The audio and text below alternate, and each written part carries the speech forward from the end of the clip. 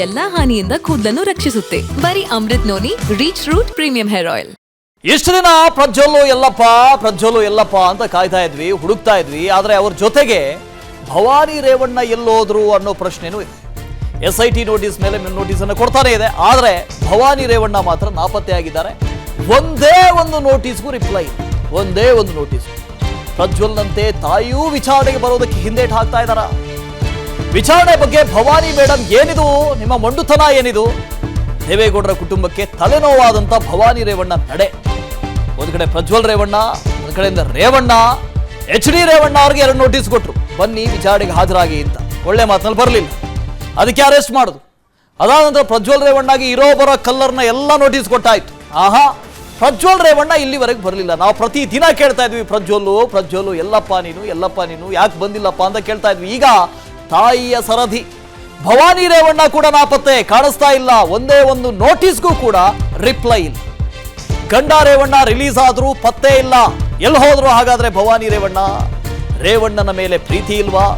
ಗೌಡರ ಬಗ್ಗೆ ಭಯ ಇಲ್ವಾ? ಭಕ್ತಿ ಇಲ್ವಾ? ಏನೂ ಇಲ್ವಾ? ಸೊಸೆ ಭವಾನಿ ರೇವಣ್ಣ ನಡೆ ವಿರುದ್ಧ ದೇವೇಗೌಡರು ಕಂಪ್ಲೀಟ್ ಗರಂ ಆಗಿದ್ದಾರೆ.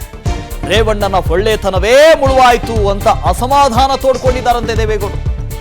ನಮ್ಮ ಮುಂದೆ ಕುಟುಂಬಕ್ಕೆ ಕೆಟ್ಟ ಹೆಸರು ಬರದಂತೆ ಇನ್ನು ಮುಂದೆ ನೋಡ್ಕೊಳ್ಳಿ, ನೋಡಿ ಎಚ್ಚರಿಕೆ ಕೊಡು ಅಂತ ಮಗ ರೇವಣ್ಣನ ಕಿವಿ ಹಿಂಡಿದ್ದಾರಂತೆ ದೇವೇಗೌಡರು. ಗಂಡ ರೇವಣ್ಣ ರಿಲೀಸ್ ಆದರೂ ಕೂಡ ಭವಾನಿ ರೇವಣ್ಣ ಪತ್ತೆ ಇಲ್ಲ. ಜೈಲಿನಲ್ಲಿ ರೇವಣ್ಣ ಹೇಗಿದ್ದಾರೆ, ಏನ್ ಮಾಡ್ತಿದ್ದಾರೆ ನೋಡೋದಕ್ಕೆ ಹೋಗ್ಲಿಲ್ಲ. ಭಯ ಇಲ್ಲ, ಭಕ್ತಿ ಇಲ್ಲ.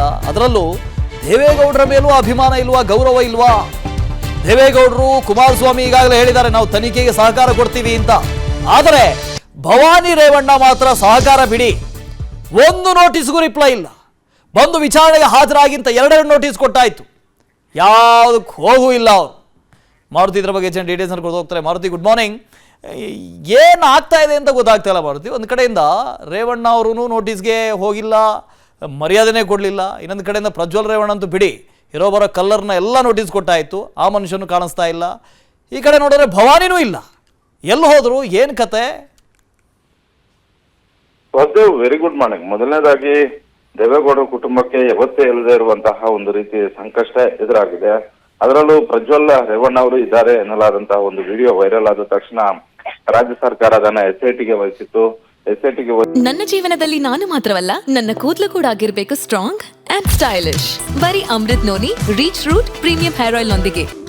Reach root premium hair oil ಬಳಿಕ ರೇವಣ್ಣ ಅವರು ಕೂಡ ಜೈಲು ಪಾಲಾಗಿದ್ರು. ಆದ್ರೆ ಈ ಬಗ್ಗೆ ರೇವಣ್ಣ ಅವರ ಕುಟುಂಬದಲ್ಲಿರುವಂತಹ ಭವಾನಿ ರೇವಣ್ಣ ಆಗಿರ್ಬೋದು, ಪ್ರಜ್ವಲ್ ರೇವಣ್ಣ ಆಗಿರ್ಬೋದು, ಸುರಾಜ್ ರೇವಣ್ಣ ಅವರು ಸರಿಯಾಗಿ ನಿಗಾ ವಹಿಸ್ತಿಲ್ಲ ಅನ್ನುವಂತ ಒಂದು ಅಸಮಾಧಾನ ಮತ್ತೆ ಆಕ್ಷೇಪ JDS ಕಾರ್ಯಕರ್ತರಲ್ಲಿ ಇರುವಂತದ್ದು. ಕಾರಣ ಇಷ್ಟೇ, ಈ ಪ್ರಕರಣಕ್ಕೆ ಸಂಬಂಧಪಟ್ಟಂತೆ ಈಗಾಗಲೇ ರೇವಣ್ಣ ಅವರ ಏನು ಮೇಲಿರುವಂತಹ ಕಿಡ್ನಾಪ್ ಪ್ರಕರಣದಲ್ಲಿ ಭವಾನಿ ರೇವಣ್ಣ ಅವರ ವಿರುದ್ಧವೂ ಕೂಡ ಆರೋಪ ಇದೆ. ಹೀಗಾಗಿ SIT 2 ಬಾರಿ ನೋಟಿಸ್ ಕೊಟ್ಟರು ಕೂಡ 2 ಬಾರಿ ನೋಟಿಸ್ಗೂ ಕೂಡ ಯಾವುದೇ ಉತ್ತರವನ್ನ ಕೊಡ್ತಾ ಇಲ್ಲ ಒಂದು ಕಡೆ.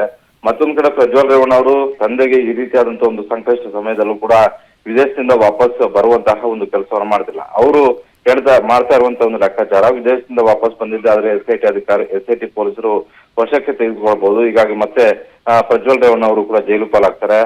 ಜಾಮೀನನ್ನ ಪಡೆದೆ ಅವರು ದೇಶಕ್ಕೆ ಎಂಟ್ರಿ ಆಗ್ಬೇಕು ಅನ್ನುವಂತಹ ಒಂದು ಲೆಕ್ಕಾಚಾರದಲ್ಲಿ ಇದ್ದಂತೆ ಕಾಣಿಸ್ತಾ ಇದೆ. ಆದ್ರೆ ಇವತ್ತಿನ ಪರಿಸ್ಥಿತಿ ಆ ರೀತಿ ಇಲ್ಲ. ಯಾವುದೇ ಕಾರಣಕ್ಕೂ ಪ್ರಜ್ವಲ್ ರೇವಣ್ಣ ಅವರಿಗೆ ಜಾಮೀನು ಸಿಗುವಂತಹ ಒಂದು ಲಕ್ಷಣಗಳು ಬಹಳಷ್ಟು ಕಡಿಮೆ ಆಗಿದ್ದಾವೆ. ಈಗಿದ್ರೂ ಕೂಡ ಯಾವ ಕಾರಣಕ್ಕೋಸ್ಕರ ತಲೆಮರೆಸ್ಕೊಂಡಿದ್ದಾರೆ ಅನ್ನುವಂಥದ್ದು. ಜೊತೆಗೆ ಭವಾನಿ ರೇವಣ್ಣ ಅವರ ಈ ಪ್ರಕರಣದಲ್ಲಿ ಅವರ ಒಂದು ನಡೆ, ಅವರ ಒಂದು ಅವ್ರು ಎಲ್ಲೂ ಕಾಣಿಸ್ಕೊಳ್ಳದೆ ಇರೋದನ್ನ ನೋಡಿದ್ರೆ, ರೇವಣ್ಣ ಅವರ ಇಂತಹ ಒಂದು ಸಂದಿಗ್ಧ ಪರಿಸ್ಥಿತಿಯಲ್ಲಿ, ಇಂತಹ ಒಂದು ಸಂಕಷ್ಟ ಸಮಯದಲ್ಲೂ ಕೂಡ ಇಡೀ ಕುಟುಂಬ ಅವ್ರ ಜೊತೆ ನಿಲ್ಲಲಿಲ್ವಾ ಅನ್ನುವಂತ ಒಂದು ಅನುಮಾನಗಳು ಕೂಡ ಹೆಚ್ಚಾಗಿ ಕಂಡು ಬರ್ತಾ ಇರುವಂತದ್ದು. Okay, thank you Maruti. ಅನುಕ್ಷಣದ ಸುದ್ದಿಗಳಿಗಾಗಿ Vistara news YouTube channel subscribe ಮಾಡಿ. ಹೊಸ ಸುದ್ದಿಗಳ ನೋಟಿಫಿಕೇಶನ್ಗಾಗಿ ಬೆಲ್ ಐಕಾನ್ ಕ್ಲಿಕ್ ಮಾಡಿ. ಲೇಟೆಸ್ಟ್ ಅಪ್ಡೇಟ್ಸ್ಗಾಗಿ www.vistaranews.com ವೆಬ್ಸೈಟ್ಗೆ ವಿಸಿಟ್ ಮಾಡಿ. ಅಂಗೈಯಲ್ಲೇ ಜಗತ್ತಿನ ಸುದ್ದಿ ತಿಳಿಯಲು Vistara news Kannada app download ಮಾಡಿ.